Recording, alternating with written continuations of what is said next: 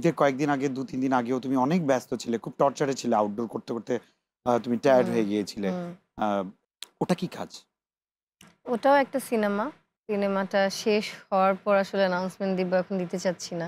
ডিম ফোটার আগে দেখাচ্ছি। বাচ্চা গুনবে না এখন আর। না, আমি আসলে এগুলো নিয়ে রিলিজের আগে কথা বলতে চাই না, কারণ হচ্ছে প্রেশার লাগে। হ্যাঁ, এখন যেই সিচুয়েশন, সেই সিচুয়েশনে আমরা কাজ শেষ করে রিলিজ পাওয়াটা অনেক চ্যালেঞ্জিং।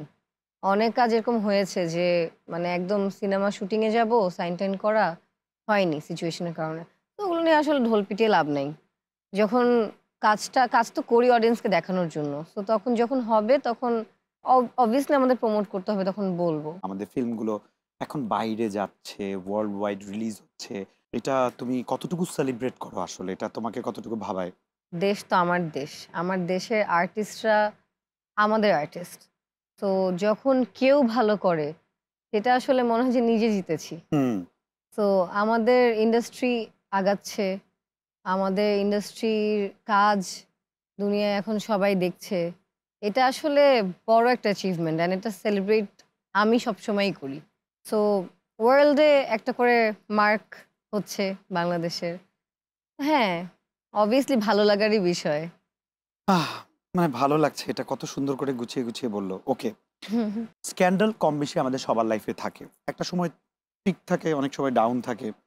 এখন এই মুহূর্তে তুমি একটা ডিজাস্টার ফেস করে এসেছো, এখন কি সামহাও মিস করো যে আমি ওই স্ক্যান্ডালে নাই কেন, আমাকে নিয়ে এখন কথা হচ্ছে না কেন, এটা ধুর! নিয়ে মন খারাপ?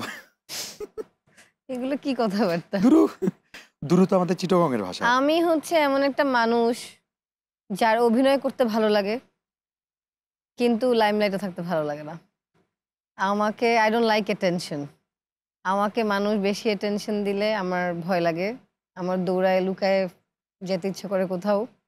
আমার মনে হয় আমি একটা রুমের মধ্যে বন্ধ হয়ে সারাক্ষণ মুভি দেখি। খুব বেশি হলে টেক্সট করব। এই টেক্সটিং নিয়ে আবার একটা ব্যাপার হয়। দেখলাম রিপ্লাই দিব। কারণ এখন কাজের মুডে আছি, ওটা বুঝতেছি না। রিপ্লাই দিব ভুলে যাই। সো আমি খুবই প্রাইভেট একটা মানুষ। আমি একটু চুপচাপ হয়ে গেছি। আগে অনেক দুষ্টু ছিলাম ছোটবেলায়। থাকে না মানুষের অনেক চেঞ্জ সময়। আসে। এখন হয়তো একটু বড়। এখন অনেকে আমাকে দেখলে বলে, "আরে তুই তো বড় হয়ে গেছিস।" আমি বলি, "তাই?" বলে, "হ্যাঁ, দেখে তো মনে হচ্ছে।" তো আমার একটা চেঞ্জ এসেছে। আমার আসলে খুব বেশি মানে মানুষের সামনে থাকা বা ওগুলো ভালো লাগে না। হুম। তোমার এই চেঞ্জটার পেছনে কি এই স্ক্যান্ডাল গুলো কোনো ভূমিকা রেখেছে, নাকি জাস্ট তুমি সময়কেই ক্রেডিট দিতে চাও? সবচেয়ে মজার বিষয় হচ্ছে যে যেগুলো হোঁচট খেয়েছি নিজের জন্য খাই নাই। ওদিক ওদিক। নিজে নিজে জীবনে কিচ্ছু করি নাই।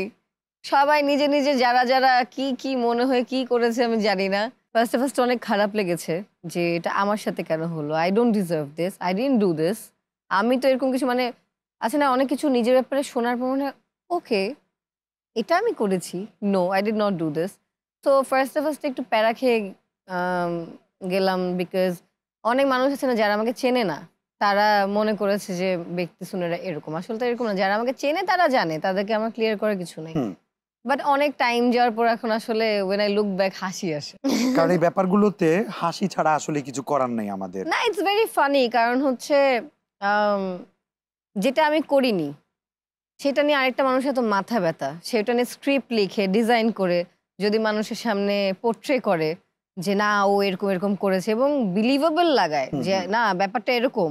আমি তো আর ১০ জনকে যে ক্যামেরা খুলে বলতে যাব না ভাই এটা এরকম না। কারণ যারা আমাকে চেনে, যারা আমার লাইফে ম্যাটার করে তারা জানে আমি কিরকম। এই জন্যই কি এত বড় মানে একটা সারা বাংলাদেশে তোলপাড় হওয়ার পরেও তোমার কোনো স্টেটমেন্ট আমরা পাইনি? আমি তো কিছু করিনি, কি বলবো? বাট আমি তো কখনো বলেছি আমি করিনি। এর কিন্তু থেকে আর বেশি কি করব? আমি কি এখন বসে আমার কাজ বাদ দিয়ে স্ক্রিপ্ট লিখবো আবার? যে না এটা এরকম যাতে মানুষ বিলিভ করে। আচ্ছা মানুষকে কিভাবে বিলিভ করানো যায়? এত মাথা ব্যথা না।